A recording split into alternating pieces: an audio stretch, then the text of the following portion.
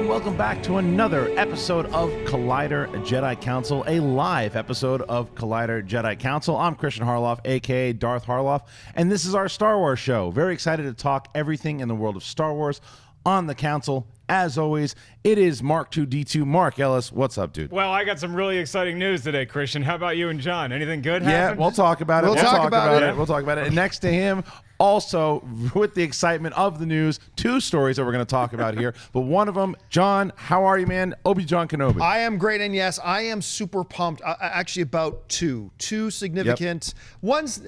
We say in our description two big announcements. Really, one's an announcement. The other is just sharing our joy. Yes, it's absolutely true. It's bragging. We're going to brag on the show bragging. for a tiny It's bit. flat out joy bragging. It is, but it also has it's relevant to what we do on this show. So It is. Yes, it it's is. absolutely a story that we'll be talking about. Are we going to tell them now? Or are we going to leave that hanging?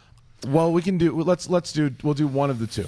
We'll do one of the two. Which All right, one? the Which first one are we going to do? one- Let's do the. I know you want to do it. Okay. Are we doing the big, This- the happy the joy one? Yeah, let's do that. Are we going to first. let him do it? He's gonna die. Fine. We can let him Go do ahead. it. Go ahead.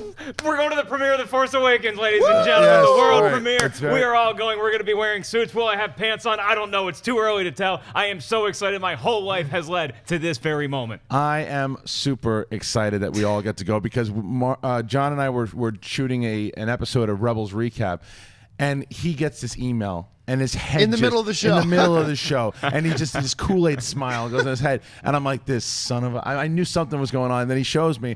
And I told him, I go, is Ann out of town? And so I walk in, and Mark's sitting there, and he goes, come here, buddy. I got something for you. And we were also going. So, and the reason we bring this up, though, too, is because we're going to figure out a way, like right after we see it, we're going to do a spoiler-free Jedi Council discussion, afterwards. yeah. We'll do a breakdown. We'll do a spoiler heavy one. We'll do a preview to episode 8 after we see it. There's a lot of stuff. But John, how excited are you that we get to go to the premiere? Oh, this without exaggeration, I am not kidding. Since I was a little kid and I was already a big fan of Star Wars, love Star Wars, but I remember as a kid seeing those pictures from the time the Grauman's Chinese Theater, Right. where every single Star Wars movie is premiered, has been there. At least in the originals, I don't know. They're not telling us where the premiere is yet. They're just telling us it's in Hollywood, Right. but that's it. They're keeping the rest a bit of a secret, and that's fine. But normally I'm the one who gets the invite to the premieres, and everybody else goes to the press screenings. Right. So I was really first of all, super excited when we were doing the Rebels, and I've got my laptop open. This email pops up for an invitation to the world premiere. I thought I was going to end the show right there. I said, sorry guys, I just got to go dance or something. And then super excited to find out that the Jedi Council crew, we all get to go. This is going to be a night long remembered. It's going to be a lot of fun, and then we'll probably hop in a limo, come straight back here, talk about the movie. Like Kristian was saying, we'll do a spoiler-free one, and then probably do some kind of a... But we should probably wait for Schnepp to do the full spoiler one, though. Right. Well, and listen, and we also don't know. There might be an embargo on it as far as what we can talk about at all. So we might... Premieres you can't embargo, though. The screening? Yeah, premieres, world premiere, because that's the public, too. You can't make the public sign that. So once it's premieres, then it premieres. Well, it's also Star Wars. It's so all we Star don't know. Wars. We'll find whatever we're told that we're allowed to do. We're going to let you guys know, and we'll give you updates and let everybody know, when we're going to see it, and as far as reviews and all that. Jedi Council is going to have a very busy week, the week of the 16th. Very So fun, very busy week. This is going to be... Now we're going to hold 14th. the other announcement till later? I think so. Okay, let's hold the announcement So till you later. guys watching at home know, I don't know what the other announcement is just yet. So You do. You do. Oh, You know what it is. okay. We have a really we have an announcement that's kind We're of replacing Mark Ellis, ladies and gentlemen. Oh, Big thank day. Yeah, God. sorry about Big that. day Yeah, today. see you guys. But yeah, we're excited about the announcement. You guys will be too once we tell you in a little bit. But let's get into the topics. Now this is how this works. Our first topic is simply called Star Wars movie news. It's everything that's happening in the world of Star Wars movies. It's anthology. Leading off with us going to the premiere. Yeah, we mentioned that. It's the saga. It's anything happening in the world of the films that are being released. Now we know there's about a movie a year. There's a lot of news coming out, and we knew that we were going to get this type of news. We knew we were going to get this rapid amount of news once Force Awakens hit, because now you got Rogue One, Episode 8, the Han Solo movie. There's so much. Now, Mark, we have a lot of stuff happening in the movie news. What's going on? Well, that movie that we're going to the premiere of on the 14th is now finished. Yahoo Movies, or as Han Solo would say, Yahoo Movies, is now reporting that the movie is finished 28 days before the release of the film to boot. J.J. Abrams recently discussed this at an event called the Celebrity Nerd Off with Stephen Colbert, and it got thunderous applause when he announced that the movie was indeed finished. Kristian, is this on schedule? I think so. I mean, I think it's right on schedule. They knew when JJ did this and why he didn't want it to be a May release is that it gave him enough time for December, get the movie exactly the way he wanted it. He probably said, okay, look, if we do it on this schedule, I could probably get it done in the beginning of December. I would assume that is what he was saying, and it's before December, and that should give us confidence going into this movie because it's ready to go, and they're going to start shelving it out. We're getting the invites for things, so I think it's a good thing. John? No, it's a good thing, and I made up a totally made up word a few like last year. Which it's the tangibilization of it. It's just that one more step to it actually feeling real. Like we are now in that home stretch where Star Wars Episode 7 is not a theory anymore, and now every day that passes, something new will slap us in the face. Right. That is a reminder. No, this is real. And having J.J. Abrams come out and say we got picture lock. It's done. It's in the can. Now it's just sitting on a shelf, waiting for y'all to come into the theaters and watch this film. And there's something so amazing about that. Like I still remember, I'm reminded a lot of that day 3 years ago. I'm in what was at the time the AMC Movie Talk office. And I was by myself wrapping up at the end of the day when that news broke that Disney had bought Lucasfilm and there were going to be new Star Wars movies. Today, now that just feels like yesterday.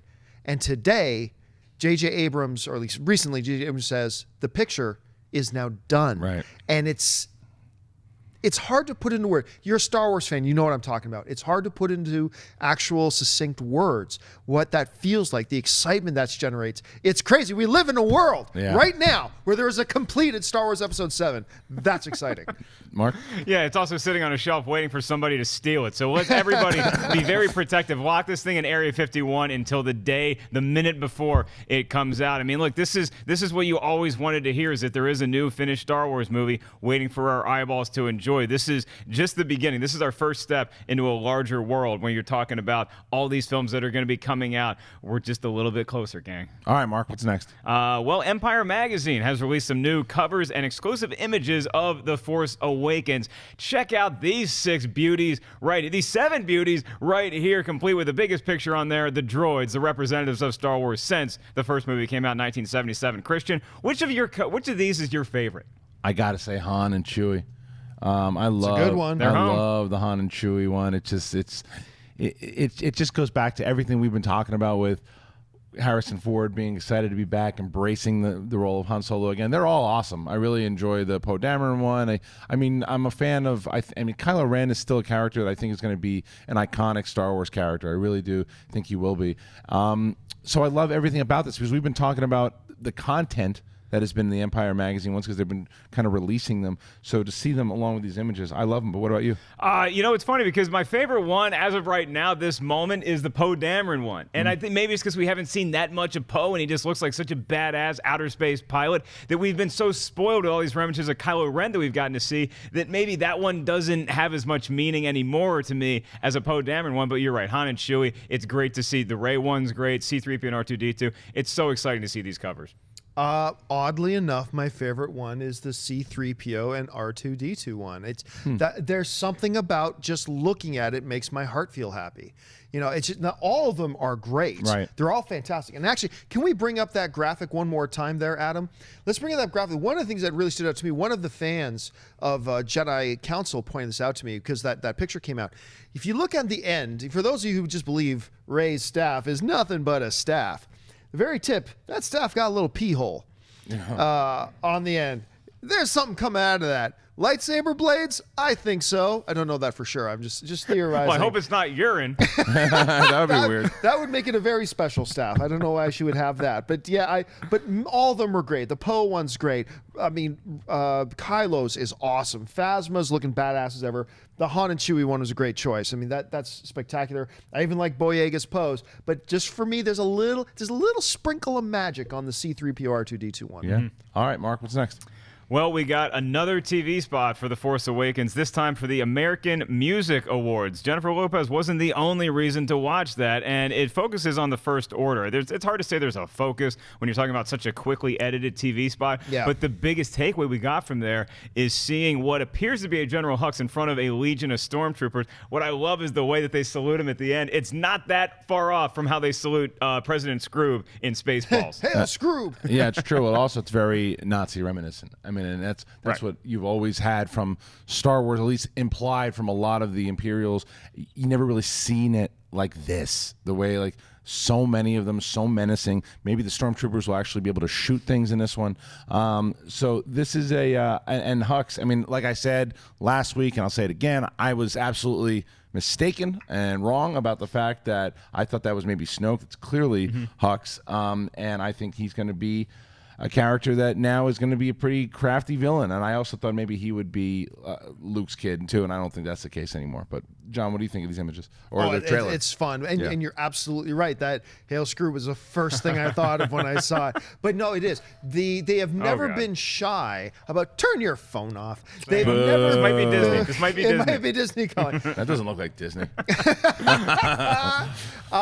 They have never been shy, and they've always, I think, purposefully been very obvious about the allegorical comparison to the Nazi regime. I mean, that's what they're going for, and clearly that is part of what they're doing here with the imagery, and it fits, and it's right. And Hux, we're just looking at the back of his head, and he looks so badass. Yeah. He looks so great. So yeah, I love the image. Yeah, and we also got a little clip of Rey and Finn running away from those stormtrooper fights. That looks like such an intense action scene. And another clip came online this week that was actually that scene. It was just a very short 15 seconds. You got some dialogue, and it's just everything that I've seen from this movie just makes me more and more excited to see it. They have not missed a step yet. Yeah.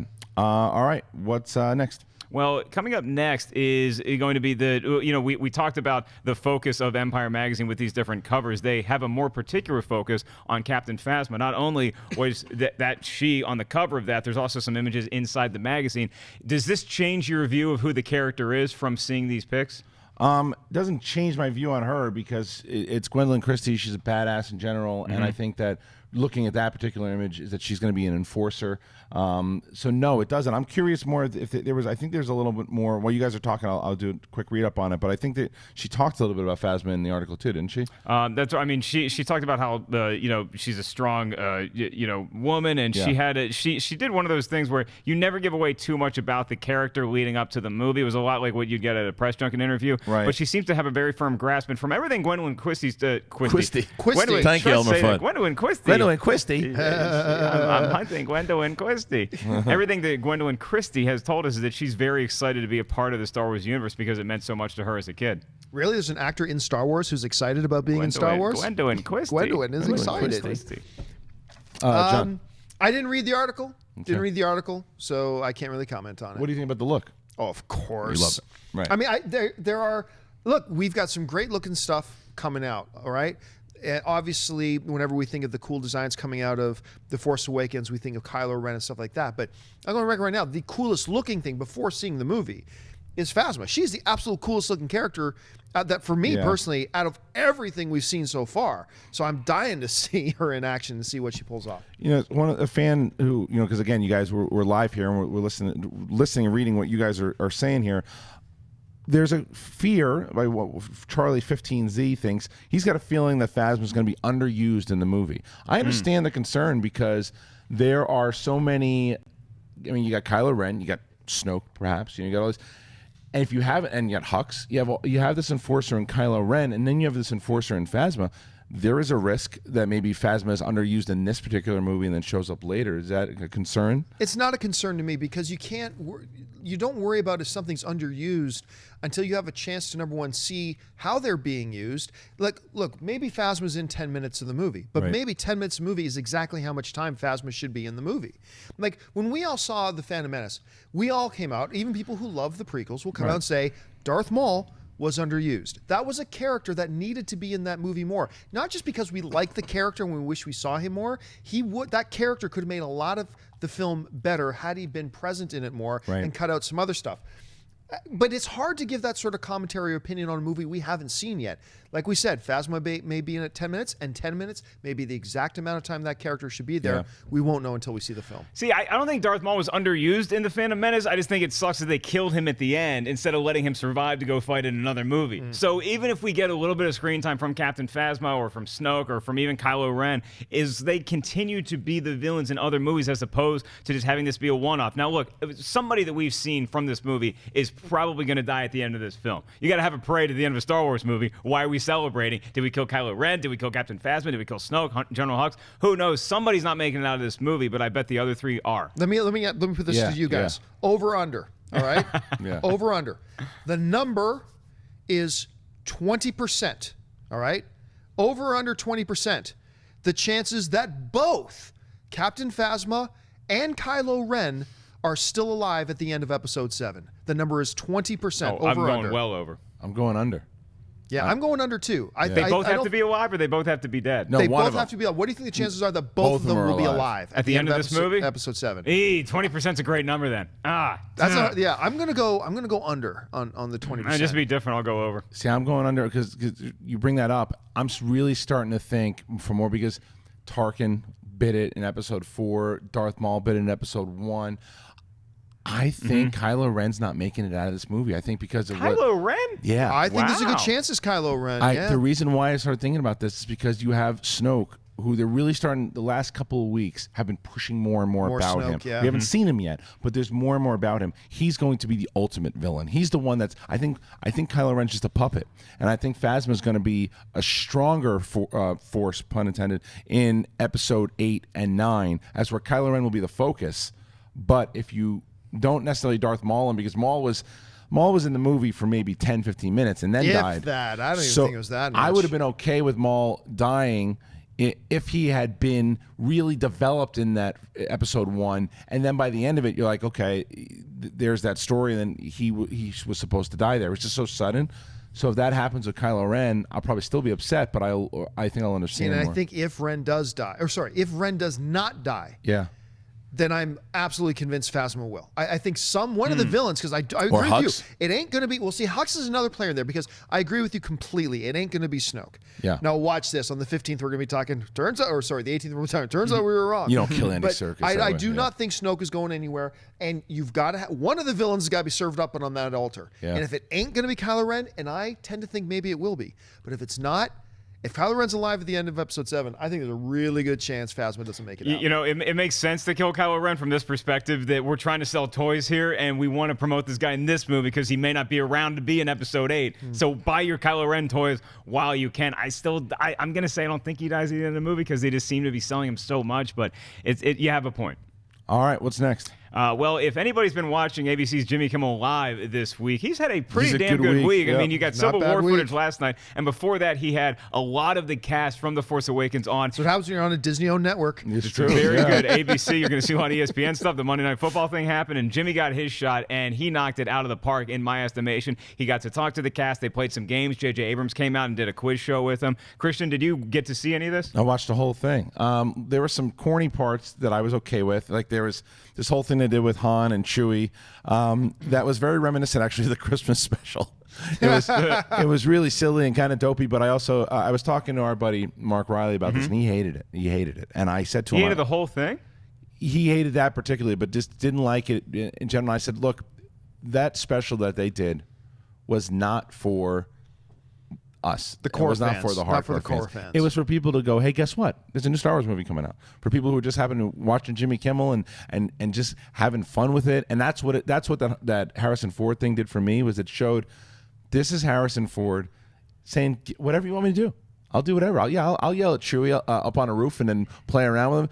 Harrison Ford just making money doesn't do that.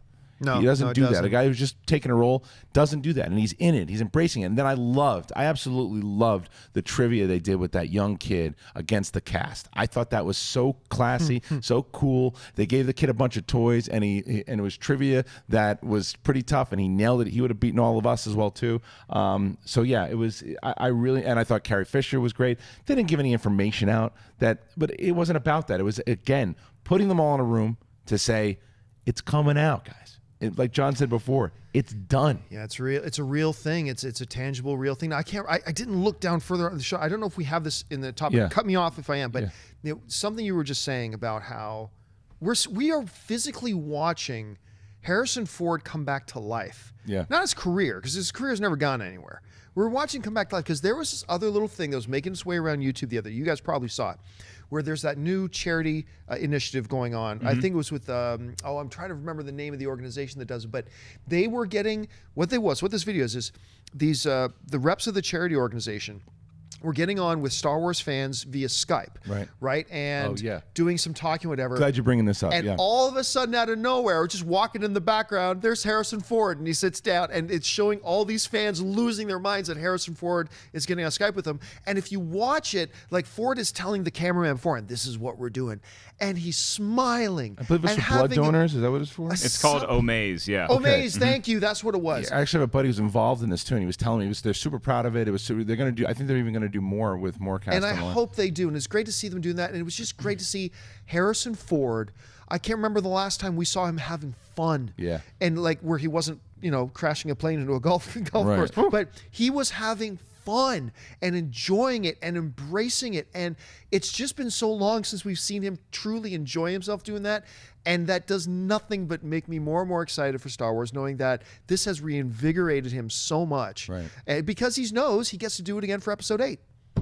Right, I love the Jimmy Kimmel stuff. I thought it was great, and again, it's taped live, and there's only so many things you can do. So if a bit isn't working as well as you wanted it to, it's not like you can call cut and then go back to square one and film it again. I thought it worked great, and I want a shot at that kid who beat everybody at trivia. He's really good. Get him on the Jedi Council set. I'll go one-on-one with him, and we'll just see who's better. There's one thing that they showed as well too. Was they actually showed like a scene.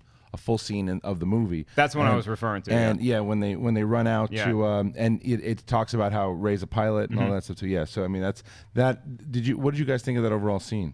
It felt like Star Wars to me. It was a little weird to see a actual clip of a movie and not see just a cut together trailer, because that's all we've been used to. So actually seeing them have dialogue and talking to each other and no cuts, and it worked. It felt like I was watching something in a galaxy far, far away. Did you like the scene? Yeah, I did. But I remember, because we haven't heard Finn say a lot yet. Yeah. We've heard him say, "I'm Finn," and "Oh, hell no." We've heard him say that. But in that one scene when they're running away from the explosion, stuff like that, I think because he's running, I think he let his accent slip a bit. Oh, yeah? And that way, when you're listening to him say, it's like, "Who's gonna fly it?" or whatever, really? The way he would. But then again, maybe that's supposed to be his voice through the whole thing. We've only heard him speak in very, very short statements so far. Right. So it's going to be curious to see how that all how he actually talks in the film. And I also like the reveal again, like I said, with Rey being a pilot, and then we know that because we see her flying the Falcon at some point. Yes.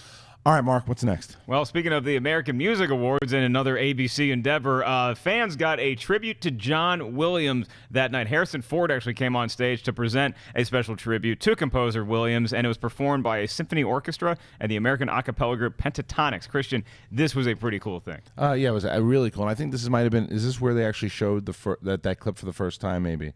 I believe it was. The one we were just talking about. So, yeah, it's really awesome that it just goes back exactly what we were just saying, and that's that December was going to be a heavy push for late November, early December, a heavy push for The Force Awakens. Everything from the honoring of the great John Williams to the Jimmy Kimmel specials to the emails of premieres. It's like all of these things. But John, this particular thing, this is pretty cool that they were doing this. It was spectacular. It's really fun. I mean, and look, let's call it spade. This was arranged by a marketing department. This was, but who cares? It was wonderful. It was great. It was fun to see. Right, Mark. Yeah, I mean, anytime you hear that John Williams music, it just is something. It just wakes something up inside you. Your midi-chlorians start tingling, and this did a great job. And I like that a cappella group. I thought it was pretty good. It was a pretty cool way to do it. Okay, what's next? Well, Mark Hamill is confirming that he's back in Episode 8. Or is he? And we got a tweet from him earlier that said that he's ready to grow the beard back just in time to shoot Episode 8. And then there's this quotes that he has from Empire Magazine, the same Empire Magazine that all these cool covers are from. So, Kristian, when you read these, do you get the sense that he's confirming that he's back for Episode 8? Yes. I mean, he's back for Episode 8. We know that he's been filming there, that Skelly Michael Island, whether or not it's reshoots, it wasn't. It just makes sense that they would use him again for Episode 8. Whether or not he makes it into Episode 9, that's another conversation all on its own. But yeah, he's the fact that he's growing it back out Now, we don't know. I know one of the rumors out there is that he's a Force ghost anyway, but he still has to look the same throughout it, the same way Obi-Wan did. So he's growing the beard out. He's in Episode 8. Do you agree? He confirmed for us that he's in Episode 8. And that's no big surprise. Not really, amongst all the speculation about who dies in Episode 7, right? Yeah. Really, nobody's ever had really brought up Luke as a possibility of that. The only speculation, as you already mentioned, was the fact that maybe he's already dead, but you don't buy that either. He's back. He's going to be in 8. I have very little doubt Luke Skywalker is not alive at the end of Episode 9. I have very little doubt that he is not alive by the end of Episode 9. But I also have very little doubt that he ain't alive at the beginning of Episode 9. I think he's going to be alive at the beginning of Episode 9, too. Well, you say that as well, too. You forget that when a lot of people forget through Episode 4, 5, and 6. It's not like Episode 4 ends and then the story takes place 2 days later. It's like Episode 4 and then it's 3 years later is Episode 5, and I think it's another 2 or 3 years after. So there's going to be times where we're looking at Luke's already around 60 or 65 when the movie starts. He'll be close to 75, 80 when it is concluding. You would think that's speculation as far as if they do it the same way. But yeah, I agree with you, John. I don't think he's making it out, but I don't think we necessarily need him to make it out as long as he passes, like Yoda said, passes on what he has learned. Yeah, Mark, what do you think? I prefer him to make it out of Episode 7. No, alive. 9. I'm talking about 9. 7's I gonna prefer make it out. for him to make it out of Episode 9. Wow. Yeah, so I do want I. to stay alive forever because, like, this is something, and I might as well bring this up now. I think about this a lot on airplanes. Is that ever since we saw the original trilogy in our world, Han Solo and Luke Skywalker and Princess Leia are still alive. We've seen them alive. We haven't seen them dead. Death lends a finality to something. So now, if Luke dies in Episode 7 or Han dies or anybody dies, for the rest of time, we're going to be thinking of them as somebody who's dead, not somebody who's alive. Somebody who had lived but is no longer with us. That's going to be a weird thing to change in my head. And so I hope I don't see it. I'm trying to put that off as long as possible. But I think by the end of Episode 9, I think that will be the true ultimate passing of the baton, because they're calling this its own standalone trilogy, and they've already told us they're going to keep going with them. Yep. So I think the end of this one will be the true final passing the baton. By the time we get to Episode 9, it will be the new Star Wars crew. But that doesn't necessarily mean that right after Episode 9 concludes that we're going to have 10, 11, and 12. Well, that's true. That's true. It could be my dream is that they say now we're going to do the Old Republic trilogy. Or we're going to do another trilogy. No, I disagree. I think they're going to continue on the episodes Very forever. possible. And then every other year, they take 2 successive, what would have been anthology films, and say, okay, now it's a Star Wars anthology film, a 2-part Old Republic. Now that's possible to do, like that. but that goes back to my point when I was talking about the 2 a year, because like again, let's say the young Han Solo movie crushes and it's great and you love it and you go, I want to see another adventure young Han Solo, and then because whoever the actor is going to be young for so long, if they want to do, let's say, a sequel in 2 years' time, if that saga spot opens up, then they have more. Like they're not just going to keep pumping out anthology films, or maybe they will for a while until they bring the saga back, because who knows when they're going to do and where the story. We don't know where the story's going to go when it ends at 9. Maybe Boyega or Daisy Ridley or wherever the story takes us, we'll want to see 10, 11, 12. Maybe that'll wrap up for a little bit, and they don't want to tell the story again until they're like 10 years older from when we conclude in Episode 9. So it's very interesting to see where it can go. I think that 10, 11, and 12 will happen eventually. I just don't know if it'll happen, Successively. Successively. Yeah, right. All right, Mark, what's next? Well, Carrie Fisher is also talking about playing Princess Leia again, and that article was also, I believe, that was in Time magazine, and she's talking about her decision to come back and that it was not that hard to twist her arm to get back to be in a Star Wars movie. And then she also mentioned some little tidbits. It was a very funny interview. She's very sarcastic. She talked about how she still doesn't really care about wearing a lot of makeup, and that Princess Leia has aged, as has Carrie Fisher, and with age comes life experience, and that's going to be applied to this role as well as in her real life. I thought it was a pretty cool take on Princess Leia. Me too. And hearing her on Kimmel and just watching a celebration. She's another one. You talk about someone who cares about the Star Wars fans, though. Yeah. Carrie Fisher cares about the Star Wars fans. She cares. She knows that where she is today is because of Princess Leia, and when she also understands. I mean, she's a brilliant writer. She's a brilliant comedian. She knows good directors and storytellers. So I'm sure when she sat down with J.J. Abrams, she said, "Yeah, it would be silly. She's an actress. It would be silly for her to not want to do this with the story and emotion and passion that this guy had." But Mark, you read this entire thing. I know you were a Carrie Fisher fan in general. Oh, yeah. What'd you think? Yeah, and I've also gotten to see her like you guys live on stage at these events like Celebration and stuff, and she's really funny. She's a great ambassador for the franchise, like C-3PO and R2-D2 or Mark Hamill has been. So it's fun to see her just embrace coming back to the world. She makes a lot of good points about women acting in Hollywood and how it's harder to get roles once you're over 30 or 40. I think she has a lot to say in that arena. Plus, it's Princess Leia, so whatever she says, I'm going to listen to her.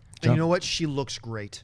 Mm-hmm. She Yeah, looks she great. does. I look at like images like this and what we've seen of her in the trailer, even that big close-up poster of her with the strategy board in front of her. She looks authoritative. Yeah. She looks a little regal. She looks powerful to me, and so I'm stoked. Really stoked to see her in this. All right, what's up next? We want to take 1 second to give our friends at StarWarsNewsNet.com a shout out because they aggregate a lot of the Star Wars stories that you see on the web and they break their own stories as well. So thanks for helping us out, gang. Our next story is originally from Deadline. They were talking to John Boyega in Hollywood last week, and they were announcing the nominees for the 2016 Film Independent Indie Spirit Awards. And the actor was talking about how he's seen the movie and he's a little hesitant on how people are going to react to it. He said that based on what he knows, based on his experiences on the set, he just doesn't know how audiences are going to feel. That there's going to be a reaction for sure. He just can't tell what it is. Kristian, what do you read into these comments? It's a guy who knows what he's in for with Star Wars. He knows the fans. He knows the fan base. It's like the passion behind it. And like, I'm sure that there were some people that were involved in the prequels that right away thought, oh, I'm in Star Wars, they're going to love it. And then they were probably shocked at the reaction that it had. And he's trying to set himself up to where he wants to be realistic, but it's also going to be hard to do that. But I get it. I understand the comments, and I think, what else is he going to say? He's going to be like, oh yeah, everyone's going to love it. Everyone's going to love me. He's been a humble dude so far. And like we had mentioned many times in the show, he's a passionate Star Wars fan. So I'm really excited that this dude is part of the new trilogy. John? I want to be really careful here. I have spoken to one person who has seen the film. And Oh, really? yes. And I have spoken to somebody who has spoken to two other people who have seen the film. The reaction that all three of these individuals had was mind-blowing. Wow. Was mind-blowing. One of the three suggested it might not be as good as Empire, but then it's hard to then judge, well, does this guy think that Empire is the greatest film ever made in history? Right. If so, then okay, that's fine. So we don't know. But the reactions I have heard, with one person telling me, like, look at me dead in the eye, you are going to love it. Do you like do you trust this person's opinion that you talk to, like, as far as other movies and stuff? It's I not can't convincing. say. I can't. Oh, What okay. I mean by that is that this is not a person that I hang around with regularly. Okay. So it's difficult to Okay. say, but Fair enough. it made me excited. Okay. I've talked to no one who's seen the movie, and I'm going to love it. Yeah. But what do you think about his comments? Yeah, I think it's smart. I mean, you don't want to hype this thing up more than it already has been, which is astronomical, the most hype we've ever seen for a film release, period, of all time. So there's no reason for him to say, oh, no, it's going to be great, you guys are going to go crazy. It's like, yeah, it seems like to me a kid who's excited to be in a theater and see what the reaction is. A lot like you, now the product's finished, you just want to show your parents, you want to show your brother, your sister, you want to show everybody in the world this movie and see how they react. All right, what's next? Well, now we're talking about costume design. Kristian, your favorite subject. Did you know that the costume designer from Flashdance was also the costume designer for Star Wars The Force Awakens? Dude's name is Michael Kaplan, and he made a couple different points about being the costume designer for Episode 7, one of which was that J.J. Abrams was so specific on everything involving the costume, and it surprised Kaplan a little bit. He wanted to know where the seams were. He wanted to know everything he possibly could about it. And then when he's talking about Rey, he mentions that Princess Leia was not an inspiration for Rey at all, in that kind of echoes what we think is that they're going to be two very different characters. Will they be related? We still don't know. And that head wrap that you see her in when she's doing some prospecting inside that huge Super Star Destroyer is actually a long sleeve t-shirt wrapped around the head to look sort of like a turban kind of outfit. Did you take anything specific away from this article that really excites you? I take out what StarWarsNewsNet.com was asking as well too. In the article, Kaplan said that he didn't think of Leia while he was making the costume for Rey. And they had brought up the point, if she was his daughter, you would assume the opposite, maybe.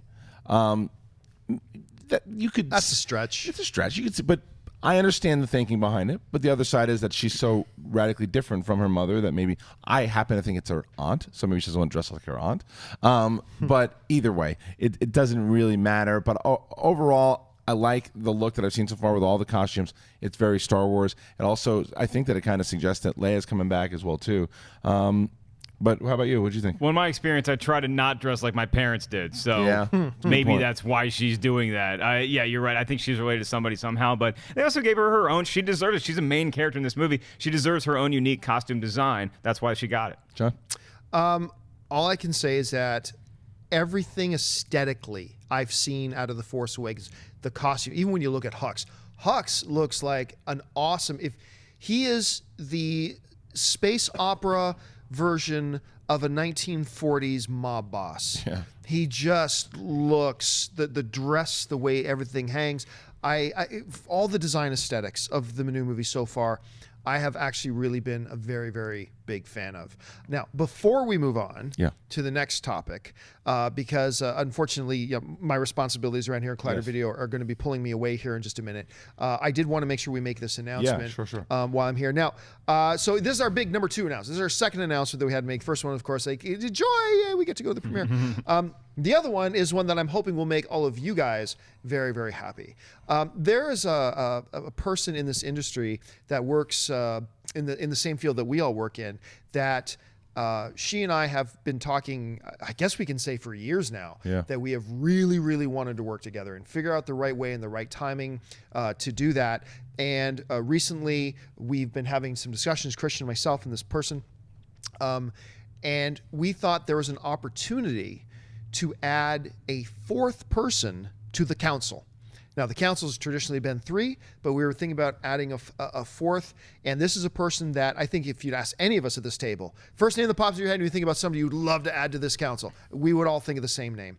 And we have been able to work that out. And I'm really, really excited to let everybody know that starting next week, Tiffany Smith. Tiffany Smith is on an ongoing regular basis. The Smith Lord is going to be joining our Jedi Council on an ongoing regular basis, and we're super excited about that. Kristian, yeah, I know you and I have both been wanting this for a long time. Oh man, I worked with Tiffany for a while on a Star Wars show on Far Far Away for about a year or so, and she knows her Star Wars. She's everything you want from a Star Wars fan. She's knowledgeable. She's fun. Mark and I have been working with Tiffany for the last 2.5, 3 years on Schmoes, and it's been great to be able to work with her, and knowing that she's going to be here full time for us on the Jedi Council set. It's great for us. It's great for you guys. And make sure you share your love with Tiffany at Tiffany's Tweets and welcome her to a Jedi Council full time. Yeah, Tiffany's an awesome human being. She's an awesome entertainer. She's a great friend. And more so than that, she is so genuine in her fandom for all things Star Wars. She really cares about this stuff. It's not somebody who read an article and then, I can come on and be on camera. She bleeds this stuff. Yeah, guys. she really She's not does. replacing me, right? That's that annauncement's next week. Well. Okay. We want to get ahead of things. Thanks for letting me join, guys. It's And been great. and like Mark was saying, tweet to Tiffany. What's Tiffany's Tweets. Tiffany's tweets. Tweet out to her. Congratulate her for joining us, and congratulate us for getting her. Yeah, We're really, really excited to have her around. So we'll have her for all the Force Awakens stuff, once the movie comes out, her commentary and all that stuff. So again, please tweet her out and welcome her to the set. Now, you have to go. I have to go take care of other things, so I will leave the rest of the session of this council. Darn it. What's the next one? Because this is the last movie news. All right, let's do the last movie news one. Mark, go ahead. George Lucas has been yapping a lot, and the timing's interesting because it's a few weeks before that's why you what want to be used here. to be his baby Star Wars has a new movie, The Force Awakens, which he has very little to nothing to do with. Kristian, there's been a ton of interviews, and George Lucas can also come off as, he's a genius. He can also come off as somebody maybe of a jilted lover sort of situation. So his comments and the timing of them, what's your spin on this? He's been the guy is very, what's the word I was looking for? Sensitive. He's very sensitive. Mm-hmm. He's a very sensitive guy, and it was mentioned in Chris Taylor's book for How Star Wars Conquered the Universe about there was a guy who was writing his biography, and George read it, didn't like it was all true stuff, didn't like the way he was being portrayed, he wanted the guy to rewrite it. He's like, no, I can't. This is what you signed on for, because he didn't like the way he was portrayed. If he doesn't like the way that things are happening, and he doesn't, and I think he was very hurt that when he sold his company. He sold it, and he made the decision to sell off his company, and then he should, I believe, stepped back and he suggested, and they said, we'll have you on to consult anytime.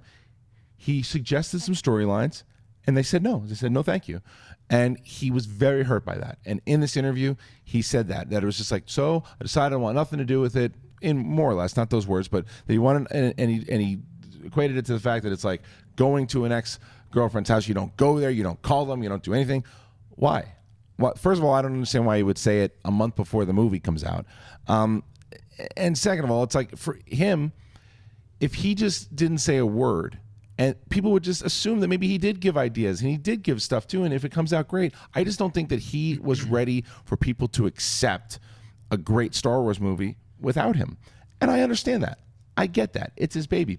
But he made $4.4 billion just off to start. Just to start. To start. So for me, it just rubbed me the wrong way a little bit that I don't think he necessarily needed to, but it's George Lucas. He can do whatever the hell he wants, I guess. But it's, I don't know. I know you're on the totally opposite side of this. Yeah, I'm going to start calling you Superman for your X-ray vision to look so deep and so far into that.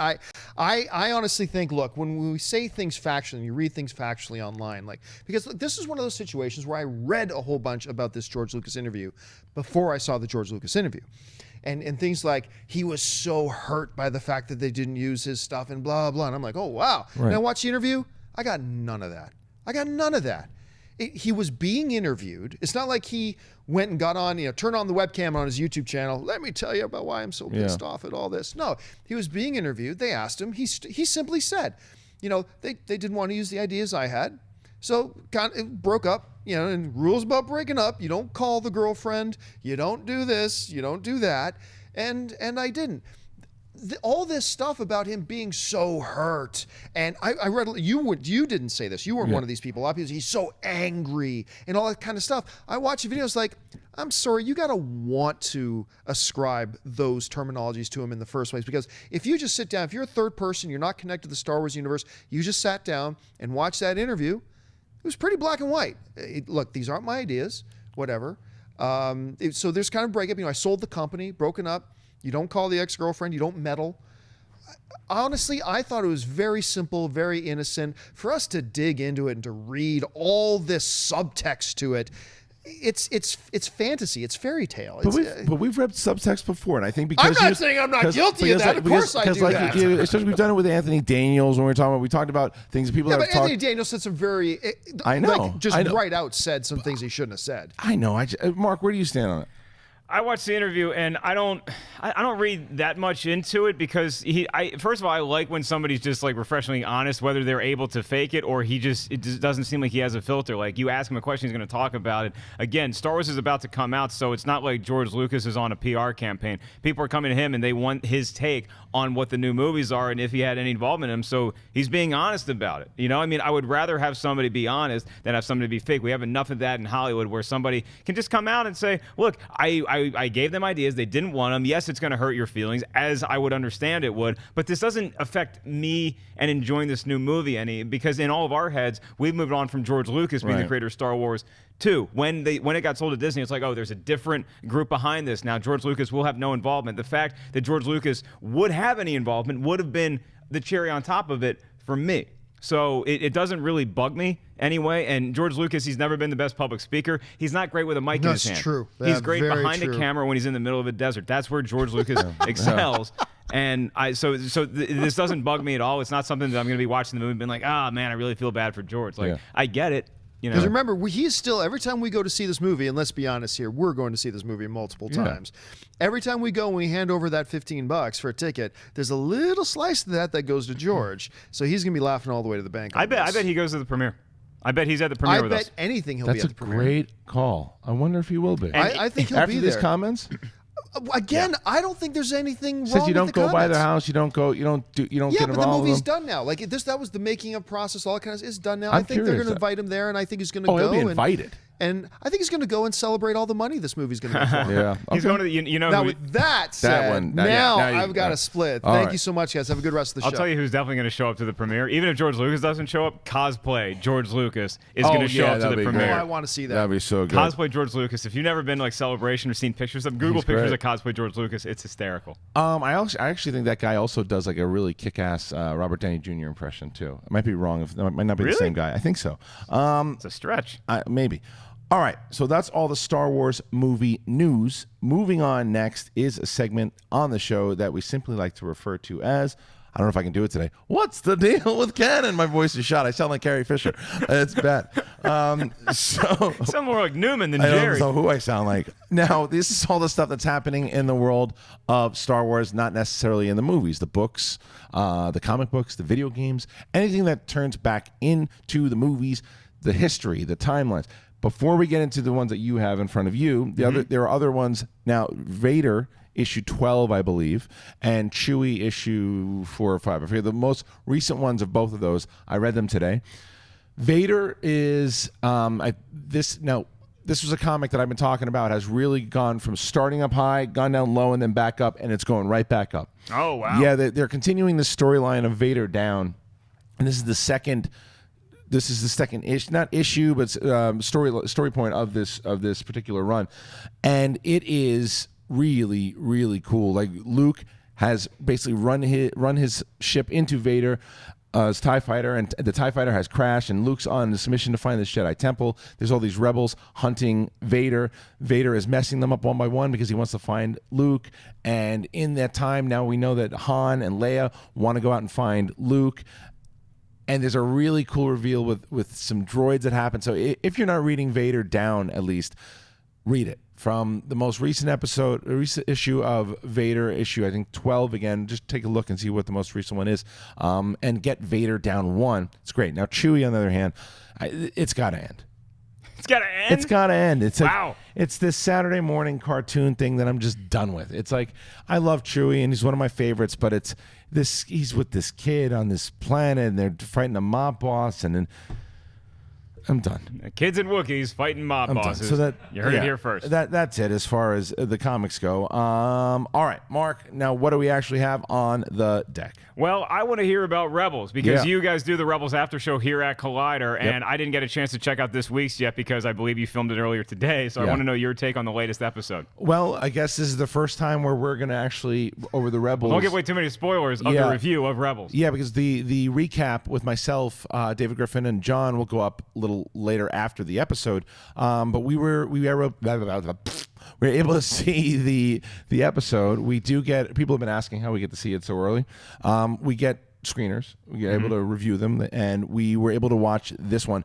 And I can safely say and speak for everyone that was on the show, it was our favorite episode of the season so far. Wow. It was really cool. It felt like Star Wars. Kanan and Rex work really well together, even though they're kind of butting heads. You see just who Rex is and what Kanan's all about. There's really a nice side story with Ezra, the Empire themselves. There's a lot of one-liners. So if you're enjoying Rebels in general, you'll really enjoy this one. I got shades of A New Hope because it looks like they're sneaking around in Stormtrooper outfits. Yes, they are. Those two. That's why I said it feels very much like New Hope. Right. And it is. Yeah, it's got a lot of that. It has a lot of New Hope because they make a lot of references to the gear because he used to be in the clone gear, so he's in this gear, and they talk about how the stormtroopers are bad shots and how the armor doesn't really protect you from anything. It's clever. I was sitting there on the DVR just waiting for me to hit click right after I watch Showgirls again. Kristian, we have a new ebook, and it's The Perfect Weapon. Now, this is not the 1991 Jeff Speakman action movie, Nope. right? We're actually talking about a Star Wars novel that you can now check out. It's an ebook, and it's a short one, and I have not read it yet, but I've heard some really good things about it. And the character that you see there, and I forget her name, but I'm going to read this as over the break. She is that character in that little featurette that you saw during Comic-Con, who was kind of sitting on that big gangster looking at. Right. And she's a bounty hunter, and apparently it's a really good. Of the reviews that I have read, is that it's a really good story leading into The Force Awakens. So I'm pretty pumped for it. That's right. It looks like is it Bazine? Bazine, yes. Bazine Natal. Yeah. That sounds like a great death metal band. Now, I don't think she's necessarily going to be a part in The Force Awakens really at all. But it's cool to get a little backstory on her, and that's why I want to read it. So going into it, I'll know a little bit more about her when I do see her. So. Very cool. Well, speaking of novels, we have some new announcements in the journey to The Force Awakens, one of which is a new Tales from a Galaxy Far, Far Away. This is in the Alien series called High Noon on Jakku is the first one, and then other ones to follow. Kristian, the name of that now, the cover of it with that constable that we've been hearing so much about, it looks like a cool story. I like it so far, and I think this is very similar kind of to what the Smugglers Run and Perfect Weapon, Weapon of a Jedi and Moving Target. That's what these are, I believe, and I definitely want to see what the Constable is all about, learn a little bit more about Jakku, but the one that really I love the most is the Crimson Corsair and the Lost Treasure of Count Dooku. Mm-hmm. That sounds awesome. I want to see more, because that we also saw that the Crimson Corsair on in that featurette for Comic-Con. So all those characters look crazy. And now the I guess what all creatures great and small, learn a little bit more about the new ones. That's pretty awesome. And then you have the Face of Evil. I don't really know what it's about, but I like that they're featuring all on the aliens of Star Wars. Yeah, and they'll all be written in slightly different styles by the same author. I believe Landry Walker is his name. And so High Noon on Jakku is going to be a Western, and then you're also going to have a pirate story in there. You're going to have a fable and a thriller. So it seems like everything you'd want in one series. Yeah. All right, what's next? Next up, we have major details possibly spoiled in a kid's book. Kristian, what is going on with kids' books and toys and makeup? They're giving away all the plot points of Force Awakens, or are they? Oh, yeah, I don't even, like, let's see. It's like, yeah, I don't even, I should have told Ray, I don't even want to see that thing. Like, can we take that down? Yeah, because I don't even want to see that. That stuff that's up there, like, I don't know why they would allow that to be released. Because I started reading a little bit, and I was like, oh, no, I don't want to. They give away so many spoilers. The stuff that I read, you're like, oh, wait, I'm pretty sure that if I keep reading, I'm going to learn the plot of The Force Awakens. Like the plot, like the entire thing. I'm like, no, I'm done. Don't need to know that. Why would you release that? That's like putting the score and soundtrack out there. You know, I think it's a little bit of what Leia said to Grand Moff Tarkin in A New Hope is the harder you tighten your grip, the more are going to slip through your fingers. And I think this is just a detail that just leaked through because maybe you're not thinking about it. If you think of all this stuff on a conveyor belt that's going out into the public, you're making sure you're not giving it away a thing with a photo or with a poster or with a trailer and then a kid's book. Oh, who was working that day? Crap, we forgot. Unbelievable. And the fact that that everyone at Lucasfilm and let it go through, and Disney, I'm surprised. You know what really surprises me? And this isn't disparaging you at all, but I'm shocked you didn't read it. Because you seem to absorb everything about whatever the level of spoiler is, and not even you want to know this stuff. I don't take in spoilers like that's plot points and stuff. Right. I won't read that stuff. Like anything of like what I think, or I have a friend who saw that. No. I like speculating, and I like putting together trailers that I saw to say, okay, maybe that's going to happen and that's going to happen. Like I said with Hux, thought he was going to be Luke's kid. Yeah. Was wrong about it. Maybe. Thought Kylo Ren is going to die. Could be wrong about it. But that kind of stuff that you're telling me what it is, no, I don't. I want to watch the movie. So, I don't understand why they would release that Remember when you're going to get to watch the movie for the first time? Yes, I do. Monday the 14th. It's so awesome. It's so awesome. Okay, what's next? Let's go to Twitter questions, Kristian. This is one of our favorite parts of the show where we get to hear from you guys. Well, yes. Actually, before we do that, one of the things, this is kind of a minor address the council thing. Because please, the floor is yours. Very minor. And I listen, there is a particular commenter that is commenting right now. But it's about a particular thing that happened, and we brought this up once with this Fox News thing that happened. And this woman came out, and she has been talking again. This is a different woman but has been talking and had mentioned that she was too worried about being pretty and cool, to worry about Star Wars fans.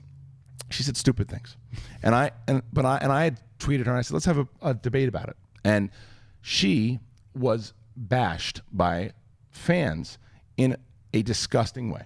There are some fans out there that said things that you shouldn't say to anyone, any human being, and I don't care what you're passionate about.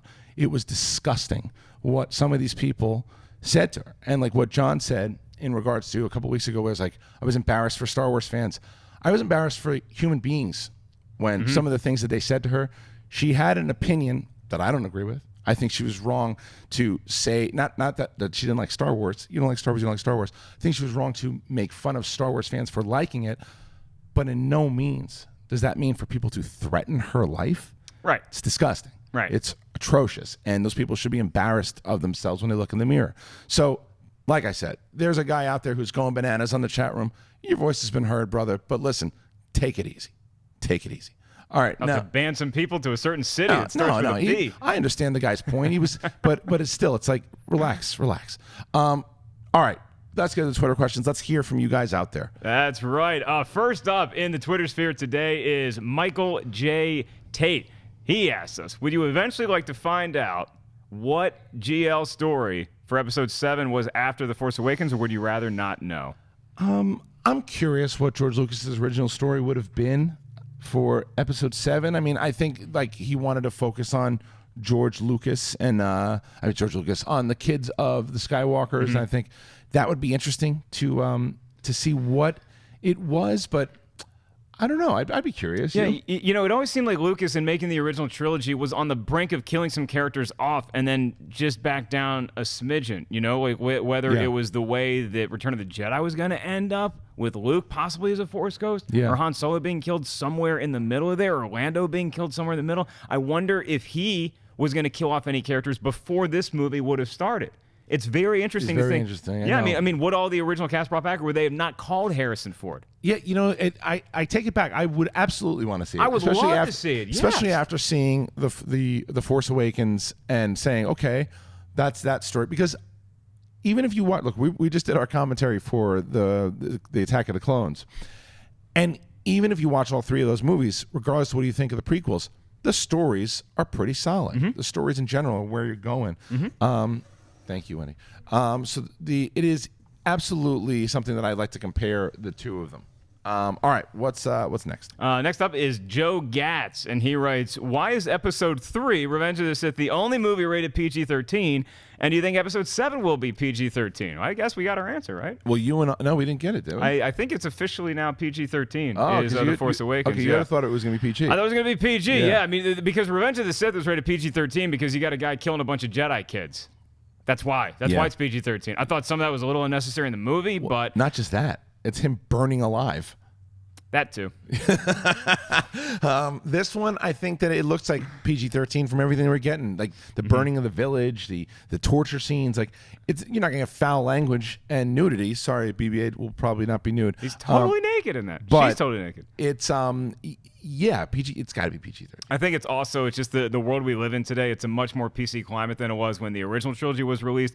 Even when the prequels were coming out, people are very touchy these days about what you put in your movie, about what rating you slap on it. Like I saw The Good Dinosaur last night, and they didn't run a trailer for Star Wars, and in my head I'm thinking this actually makes sense just from a business standpoint, because this is a PG-13 movie you're advertising to a group of kids that maybe you don't know if their parents want them to even know there's a Star Wars movie coming out yet because it's rated PG-13. And there's going to be some pretty violent scenes here. Right. All right, what's next? Jordan the fanboy writes, do you guys think we'll ever see a Star Wars anthology film set in the prequel era? Now, that's an ever question. Now, ever, if the movies keep making money and there's so much time and in the Star Wars universe, yeah, I think it's possible.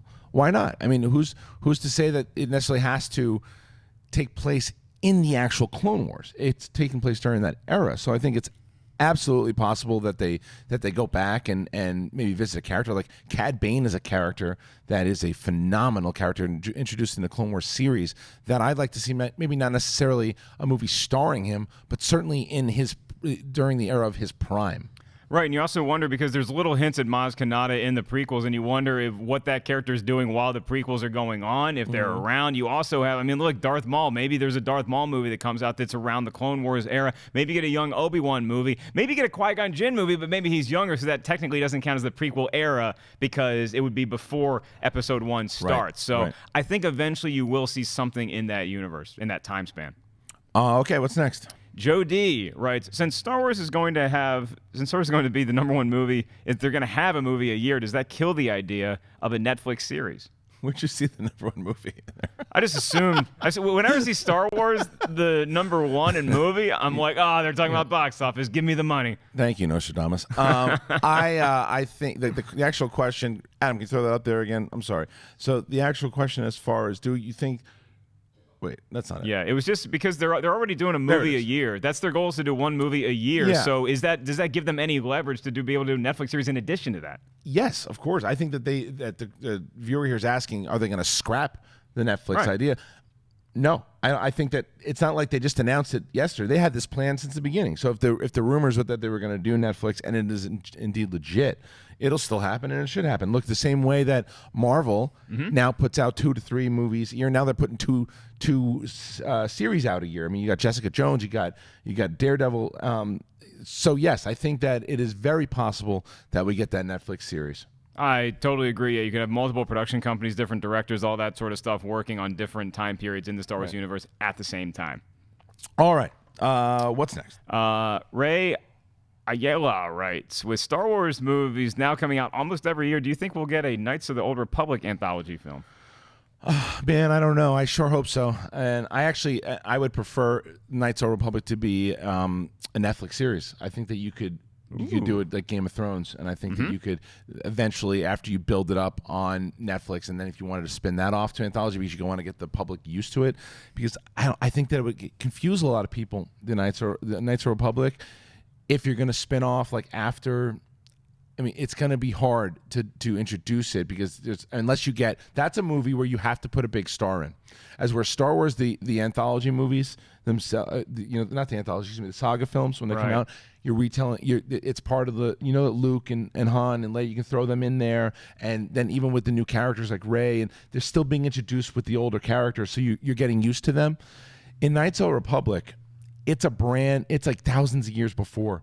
So to introduce everybody to them, you got to throw one big name in there, one big star to go, okay, yeah, because he's in a Star Wars movie, I'll learn about this. Who's the first guy or gal that pops into your head? Daniel Day-Lewis. He's not a huge star. He's a huge star, but he's not a box office amazing draw. No, I know. I don't know yet. I wouldn't know. I'm thinking, maybe it's because I saw The Revenant yesterday. I think Tom Hardy would be awesome. Tom Hardy? Yeah. Be pretty sweet. I'm with you. All right. Do we have any more, or is that the last one? We do, yeah. Ray, go ahead and throw up that next one on there, and we'll take a look at it. It's going to be Alex Porto writes, do you guys think it's possible that one day they will release the theatrical Blu-rays of the originals? Yeah, there's 2 ways it can happen. The one is that, because I think Fox still has the rights to it all. For now they do, but those rights go away in not a few, I think a little more than a few years, but once they expire. It's possible for sure, the originals, and it might even be possible that Fox does it if they can come with some agreement with Disney. I don't know what the agreement was with Lucas. Lucas might have had a deal that says they can't do it. So who knows? But is it possible? Yeah, it's possible. I'd like to see it. There are some things, though, especially in Empire Strikes Back, that actually work for the special. Yeah, sure. Like I don't hate the special editions at all. I just want to have the option. Yeah, of having it. But what do you think? You think it'll be possible? I think it'll happen eventually. Yeah, it's just a matter of when it comes out. Like I said, I had the luxury of having a friend send me a download of the actual print from 1977, and it's great to watch Han shoot Greedo again. God, it felt so good. He shot first. Is that it? We done? Nope. All right, how many we got? Why do you want to keep wrapping this show? I'm having fun. Is everybody else having a good time here? Yeah, Make some noise out there. All right. Nobody. William Carino writes, I know there's not a live studio audience. Do you think we'll see Gwendolyn Christie's face in episode 7 or 8 or 9, or do you think she'll be like Boba Fett? I think she's going to be like Boba Fett. I don't think we're going to see. I mean, and if she does, it'll probably, if she survives all the way through 9, maybe reveal it at 9 like they did with Vader. I don't necessarily. Look, I love Gwendolyn Christie, and I know that she's going to be a presence. I don't necessarily think I need to. I think that mask is so menacing, and I know that she's in there, and I want to hear her voice, obviously, and I want to hear that kind of power that she brings. But I don't necessarily know if we need to see her face, and I don't think we will. If she survives episode 7, you're definitely going to see her face at some point. I don't know if she's going to survive episode 7, so I can't really make that prediction yet. But I tend to think you might see her face. All right, what's next? Next up, we have a gentleman named, that might be the last one, actually. Perfect. See? The one time I asked what's next. All right, that's our show. That is Jedi Council today. I'd like to thank the council, first of all, John Campia, who is not here anymore. So follow him. That's so sad to show an empty chair. John Campia. It was vaporized moments before. Follow him on all social media. Tiffany Tweets, again, the brand new member, the Smith Lord of Jedi Council. Tweet her out and welcome her to the show. Mark Ellis, Mark2D2, where can they find you? Yes, everybody welcome Tiffany to the show. It's going to be a great four-person team. You can find me on Twitter and on Facebook, Instagram. I'm at 5150 Ellis. See you over there. Good for you. For me, I'm Kristian Harloff, at Kristian Harloff on both Twitter and Instagram. Now, one of the things I was going to ask you guys to do that you've been so great at, what I've noticed is that you guys, for all the fans who are watching the show, first of all, thank you very much. The other thing is, if you're a Star Wars fan, if you know other Star Wars fans that don't know about Jedi Council, it is so helpful to you. If you like this particular episode, share it. Put it on Twitter. Put it on Facebook. Sure, even if you have 20, 30, 40, 50 friends on there, to tell them that if they are Star Wars fans, to check us out here. The more Star Wars fans, the merrier. Thank you so much for everything you guys have done as a fan base. You have been the most amazing fans. Thank you so much, and have a great Thanksgiving. We'll see you next week when we have Tiffany Smith on the council. May the Force be with you. Hey guys, if you like this video, click the thumbs up button. Also, make sure you subscribe to our YouTube channel. It'll help you stay up to date with everything we've got going on here at Collider.